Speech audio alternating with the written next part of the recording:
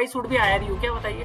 Any big mistake that you find during your audit? हम जो बोल रहे हैं आप लोग थोड़ा थोड़ा एक नोट भी करते जाइए, नहीं तो फायदा क्या है, भूल जाओगे।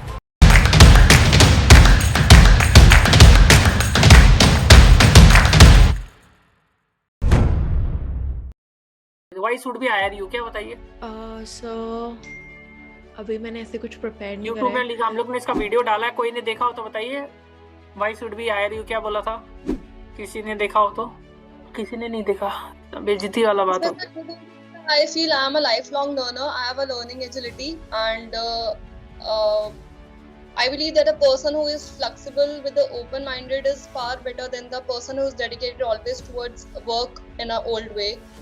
So I am a good learner, quick learner. तो कुछ ऐसा करके बोल सकते हैं। आप एकदम ऐसे बोलते हैं ना, आपको निकालने वाला काम करवा देंगे। हाँ, वो थोड़ा सा ये जो लैंग्वेज लास्ट में बोले ना कि मैं लर्नर हूँ, डेडिकेटेड टुवर्ड्स, तो काम खराब हो सकता है, होता है। ठीक है, अच्छा बोल दिए। Actually why should B hire you, तो आपको क्यों हायर करेगा? आप एकदम सिंपल सा सवाल है। आप काम वाली बाई के पास जाता है, आप एक काम वाली बाई को नॉर्थ इंडियन फूड वाली को रखा, आप क्यों उसको रखेगा?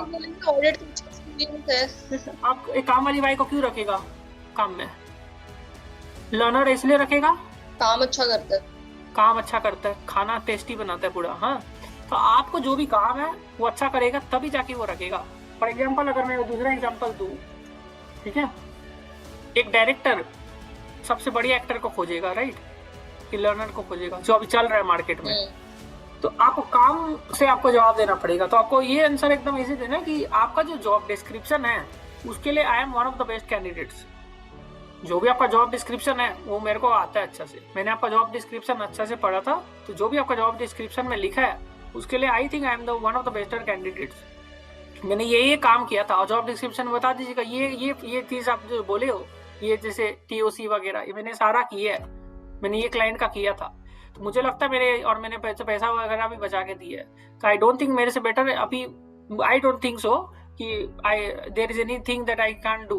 तो मेरे लिए मतलब आपका जो जॉब डिस्क्रिप्शन का जो काम है वो मेरे को अच्छा से आता है, तो वही आंसर है इसका, why shouldn't we hire you, मतलब why should we hire you, क्योंकि मेरा काम आपका बहुत बढ़िया जाता है। हाँ, इसके अलावा बोल सकते हैं मैं लर्नर हूँ, सबको पर ज्यादा लर्न बताने से झमेला हो जाएगा, बिकॉज अगर आप बताओगे मैं इसके साथ एजुकेशन भी और भी परस्यू कर रही हूँ तो काम कैसे करेगा, उसको टेंशन हो जाता है। उसको बताना नहीं कि आप एजुकेशन परस्यू कर रहे हैं। एक चीज याद रखिएगा, ज्यादा एजुकेशन के बारे में नहीं बताना। हाँ, एजुकेशन तब बता सकते हो, फॉर एग्जाम्पल आप ऑडिट में हो, फॉर एग्जाम्पल आप ऑडिट में हो, तब इंडेस कर रहे हो, समझ में आता है।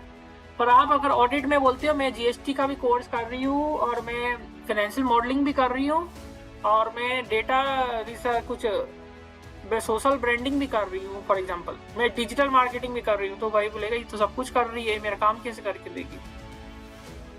हाँ, अगर आप ऐसे बोलोगे कि GST का कोर्स है, मैंने लिटिगेशन का कोर्स किया है, तो बात समझ में आता है। पर आप बोलोगे मैं कुछ और कर रही हूँ जिसका लेना देना नहीं है जॉब डिस्क्रिप्शन से, तो वो प्रॉब्लम दे देगा। अब बात समझ में आ गई आपको ये चीज?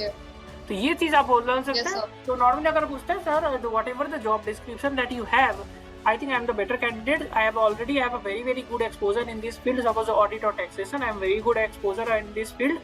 And apart from this exposure, I regularly try to update my skills. Whether it's suppose GST का बात है तो मैं GST का वेबिनार्स वगैरह अटेंड करते रहती हूँ, लिटिगेशन का कोर्सेज अटेंड करते रहती हूँ। फॉर एग्जाम्पल ऑडिट का, तो ऑडिट में जो भी अमेंडमेंट आता है तो मैं हमेशा उसके लिए रेडी रहती हूँ। कोई भी फील्ड हो तो वो फील्ड के बारे में ज्ञान देने लग जाएगा। मैं कोई भी वेबिनार नहीं छोड़ती हूँ, कोई भी आदमी का वेबिनार हो जाए ये फील्ड को लेके, तो मैं हमेशा अप टू डेट रहती हूँ वो फील्ड को लेके, जो फील्ड में आप जा रहे हो। तो I think I am the better candidate for this. Best मत बोलिएगा, बेस्ट तो एरोगेंस लगेगा। I am one of the better candidates for this role. ऐसे करके आप इसमें बोल सकते हो। तो बात समझ में आया, why should B hire you? Raksha ji को समझ में आ गई बात? हाँ जी सर। कॉमन सेंस लगाना है। वो सवाल जो भी पूछ रहे हैं ना, तो वो पूछ रहा है इसलिए कि आप आपका काम को चेस करना चाह रहा है कि आप काम अच्छा से करके देगा कि नहीं देगा। एक बात बताइए, आप लोग ने एनरोल क्यों किया हमारे पास? सर क्योंकि हमें एक विश्वास हो गया था कि काम करके देगा, है ना? विश्वास बैठ गया था कि काम करके देगा घनश्याम अग्रवाल, राइट? तभी तो एनरोल किए थे। हम बोलता है मेरे को स्टॉक मार्केट आता है, हम बोलता है हमको डांसिंग आता है, आपको क्या मतलब है उससे? तुमको जो भी है हमको क्या मतलब है? हमको ऑडिट आता है तो आपको क्या मतलब? आपको तो जो मतलब है वो मतलब का चीज, तो जो उसको जब विश्वास होगा ना कि वो जो काम जो जॉब डिस्क्रिप्शन में लिखा है वो ये करके दे सकता है ये बंदा, तो आपको हायर कर लेगा। उसको विश्वास दिलाना पड़ेगा सामने वाला को कि जो जॉब डिस्क्रिप्शन में लिखा है ना काम, वो आपको आता है, और वो हाँ जी। उसके लिए आप better, one of the best candidates हो ऑफर में। ये चीज जी। आपको समझना पड़ेगा। कस्टमर का रिक्वायरमेंट, हम बार बार बोल रहे हैं ना, बिजनेस में कस्टमर, तो यहाँ पर मैं एम्प्लॉयर, जॉब में एम्प्लॉयर। तो एम्प्लॉयर का जो रिक्वायरमेंट है अगर आप वो फुलफिल कर रहे हो, then it's that is the business. समझिए क्या, बिजनेस में कस्टमर होता है तो जॉब में एम्प्लॉयर होता है। तो एम्प्लॉयर को जी। खुश रखना है जॉब में, कस्टमर को खुश रखना है बिजनेस में, या स्टेक होल्डर का बात समझ लीजिए। तो उसका रिक्वायरमेंट ना फुलफिल कर रहे हो, उसमें आपको फोकस रखना है। रेदर देन हाँ मैं जी। ये आता है वो आता है, मैं भाई तेन बहुत आता है, मैंने ये कोर्स कर लिया, मैंने वो कोर्स कर लिया, मैं ये कर लिया, मैंने वो कर लिया, उससे उसका मतलब नहीं है। मैं कंटेंट क्रिएटर हूँ, उससे उसको क्या मतलब है। हाँ, मेरा नेटवर्क है अच्छा खासा, मेरे को नेटवर्किंग आता है, वो उसको काम समझ में आता है थोड़ा थोड़ा। ये बात समझ में आना बहुत जरूरी है कि वो काम का जॉब डिस्क्रिप्शन से मैच होना चाहिए, तब वो जाके ज्यादा कॉन्फिडेंस बिल्ड करेगा। अगर याद रखिए, ये चीज के लिए आप लोग सब एनरोल किया होगा, ये चीज बहुत जरूरी है। उसको कॉन्फिडेंस होना पड़ेगा सामने वाला, कहीं ना कहीं उसको कॉन्फिडेंस आना पड़ेगा उस अंदर से। जब तक वो नहीं आएगा ना कॉन्फिडेंस, तो आपको रखेगा नहीं यहाँ तक ना कहीं पर भी। समझ में है आपको बात? ये आपको कॉन्फिडेंस का खेल है, उसको मन जीतना पड़ेगा सामने वाला का, ठीक है? ये बहुत जरूरी है। और बताइए, और क्या डाउट था? अच्छा लगा होगा ये सब। ये बहुत इंपॉर्टेंट कॉम्प्लिकेटेड क्वेश्चन, सब आंसर सिंपल था इसका। सारे मतलब जो भी खतरनाक क्वेश्चन थे सब कुछ करवा दिए। टेक्निकल क्वेश्चंस में जैसे अब हमको पूछते हैं, फॉर एग्जांपल टेक्निकल क्वेश्चन में पूछता है आपको कि एक ऑडिट एक्सपीरियंस आप बताइए जहां पर आपने बहुत बड़ा गलती फाइंड आउट किया अपना क्लाइंट का, तो आप क्या जवाब दोगे? Any big mistake that you find during your audit. हाँ बताइए सर, ये कल वाला था ना जो मैंने आपको बताया था, वही बोलिए। रिपीट कर रही हूँ। बोलिए। So I have been allocated for physical verification and one of my client, where we observed some of the machines were kept were working and but it was not recorded in FAR.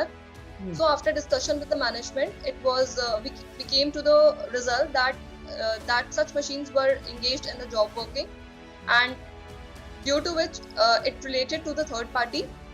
That owner of the machines were third party, and so the right to use the asset was transferred to my client, basically. So there we applied India's 116, and yeah, this was a major observation we found. How will you verify a bank?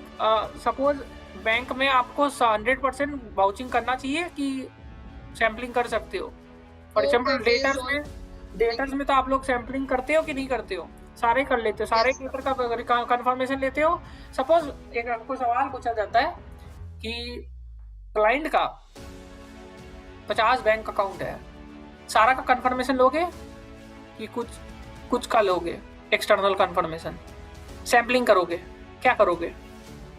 Sir सबका लेंगे। क्यों? Bank information. क्यों? Reason? Time है। Time कैसे? 10 दिन ही हाथ में है, ऑडिट कंप्लीट जल्दी कराना है, टाइम नहीं है, स्ट्रॉन्ग डेडलाइन है, सब लोगे सैम्पलिंग करोगे?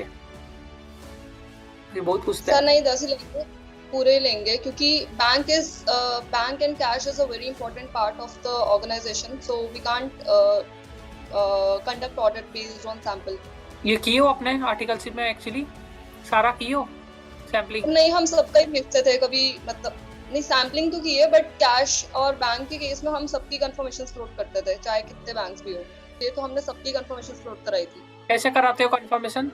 हम सर डायरेक्टली कराते। कैसे कराते हो? Sir, there are 2 types of confirmations, directly and indirectly. One from client, one through client, and one we send directly to the. एक मिनट रुकिए। यहाँ पर जितना भी ऑडिट का जगह फील्ड है ना, जो ये बोल रही है या हम जो बोल रहे हैं, आप लोग थोड़ा थोड़ा एक नोट भी करते जाइए, नहीं तो फायदा क्या है, भूल जाओगे। तो जो समझदार आदमी थोड़ा नोट बना लिया होगा, तो नोट भी बनाते जाइए। तो कुछ काम का चीज होगा, जैसे आकांक्षा आप लोग सुनते सुनते में वो हो जाओगे, कुछ लगे तो नोट करते जाइए। आपको बता दो कहीं गलत बोल दूं मैं। हाँ ना बोलिए। बैंक कंफर्मेशंस आपको 50 बैंक बोलिए बैंक्स वाला पूछा था, वो सही है ना? हाँ सही है। और आगे बैंक में सारा होता है कंफर्मेशन। और बताइए।